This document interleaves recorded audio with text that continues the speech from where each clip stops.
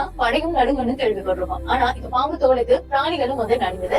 அதாவது சில பறவைகளுடைய கூடுகள்ல வந்து பாம்பு தோல் வந்து பயன்படுத்தப்படுது, கூடுகள் கட்டுறாங்க. சில கூடுகள்ல வந்து இல்லாம இருக்கு. இதற்கான காரணம் என்ன அப்படின்னு உலகளாவிய ரீதியில வந்து தேடி பார்க்கும்போது இப்போ அதுக்கான காரணத்தை வந்து அமெரிக்க ஆய்வாளர்கள் வந்து கண்டுபிடிச்சிருக்காங்க.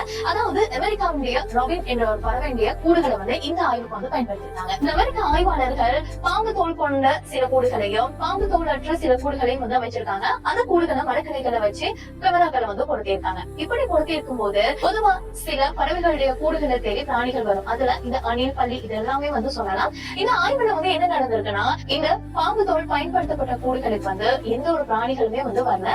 பாம்பு தோல் பயன்படுத்தப்படாத கூடுகளுக்கு வந்து பிராணிகள் வந்து வந்தது. இந்த பிராணிகள் வந்து அந்த கூடுகளை வந்து தாக்காம இருக்கு. இது வந்து அந்த பறவைகளுக்கு வந்து ரொம்பவே வந்து பாதுகாப்பானதா இருக்கு. இதனாலதான் பறவைகள் தங்களுடைய கூடுகளை கட்டும் போது பாம்பினுடைய தோலை வந்து பயன்படுத்துது.